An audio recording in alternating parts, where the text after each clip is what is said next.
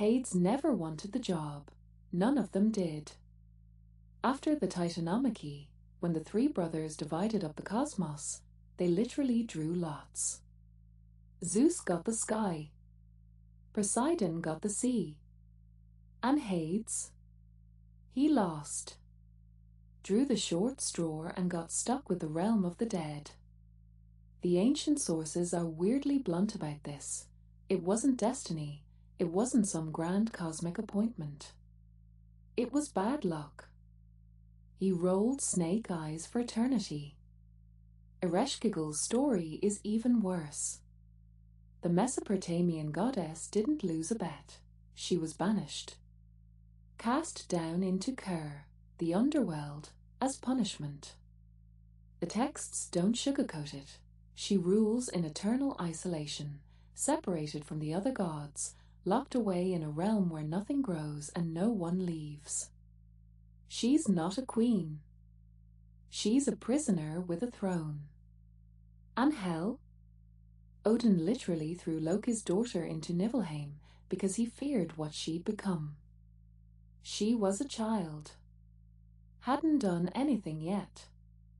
But prophecy said she'd be dangerous, so down she went, exiled to the land of ice and corpses before she ever had a choice. Here's the pattern. Death gods aren't coronated. They're exiled. They're not holding court. They're doing time. Every pantheon has someone stuck with the job nobody wanted, governing a place nobody wants to go. And that reluctance? That's where it starts to get interesting. Here's where it gets genuinely strange. These gods don't just rule the same realm, they look the same. Not identical, but archetypal. Like different artists painting the same thing they all saw in a dream. Hades wears a helmet of invisibility. He sits on an ebony throne in absolute darkness. You cannot look directly at death. The Greeks understood that. Whatever death actually is, it exists outside the spectrum of things you can perceive and stay sane. Ereshkigal, half a world away, is described the exact same way. Dark-haired, seated on a lapis lazuli throne in a palace where no light reaches. She doesn't just live in darkness, she is the darkness. The Sumerians gave her a throne made of night sky stone because that's the only material that made sense. Then there's Hel. Half her body is living flesh, warm and breathing. The other half is corpse. Rotted, cold, unmoving. She doesn't symbolize the boundary between life and death. She is the boundary. The place where form breaks down made physical. Mictlantecuhtli takes it further. He's already a skeleton. Liver exposed, crowned in owl feathers, sitting in Mictlan's 9th level. The Aztecs didn't dress him up or soften it. They showed you what's waiting after every layer gets peeled away. They're all liminal. Half seen. Existing in the place where definition itself collapses. You start noticing the pattern, and it's impossible to ignore. Here's what every underworld has in common: water you can't swim back across. The Greeks had 5 rivers, the Styx, the Arawn, 3 others that wind through the dark. You paid Karen the Ferryman. 1 coin, 1 trip. No return fare. If you didn't bring payment, you wandered the shore for 100 years. The Egyptians had their own version: the lake of fire, the winding waterway through the duat, serpents coiled in the current, waiting. You had to know their names to parse. You had to speak the right words or you didn't get through. The Norse dead crossed the river Gijol to reach Hel's domain. The bridge over it, Jalarbru, was made of gold. No one knows why. Maybe because even the road to the underworld has to be sacred. The Mesopotamians crossed the Huber, the river of the dead, and it only flowed one direction. Forward. Never back. Every single culture understood this. Death is a boundary you negotiate, not a destination you arrive at. You need passage. You need payment. You need proof. The river is the same everywhere because it represents the same thing, the point of no return. The place where the living stop and the dead begin. And once you cross it, the current only flows one way. Here's the thing nobody tells you. These gods don't actually judge you.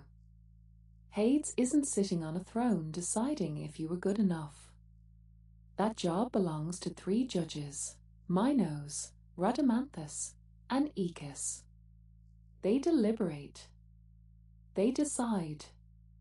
Hades just enforces whatever they conclude.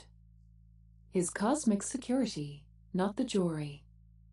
Osiris does something even more unsettling. He watches a scale. Your heart on one side, the feather of Marat on the other. If your heart's heavier than the feather, the devourer Amit takes you. But Osiris himself? Silent. He doesn't tip the scale. He doesn't intervene. The truth of your life speaks for itself. Ereshkigal, down in the Mesopotamian underworld, doesn't pass judgment either. That's what the Anunnaki affer, 7 judges who decide your fate. She just holds the realm. She keeps the dead where they belong. The pattern is everywhere once you see it. Death gods don't punish, they witness. They are keepers of the inevitable, not architects of justice. They don't have opinions about you. They don't care if you were cruel or kind. They just make sure the system runs. And maybe that's why they're feared but not hated. You can't bargain with gravity. You can't plead with the turning of the seasons. These gods are the same, impersonal, absolute, and older than the idea of fairness itself. Here's where it gets wild, because every single one of these underworlds has the exact same rule. And it's not about behavior. It's not about respect or offerings. It's about food. You eat anything in the land of the dead, and you're staying there. Forever. Persephone eats 6 pomegranate seeds, just 6, and that's it. She's bound to Hades for 6 months every year, for all eternity. The goddess of spring, locked into a cycle she can't escape because she got hungry.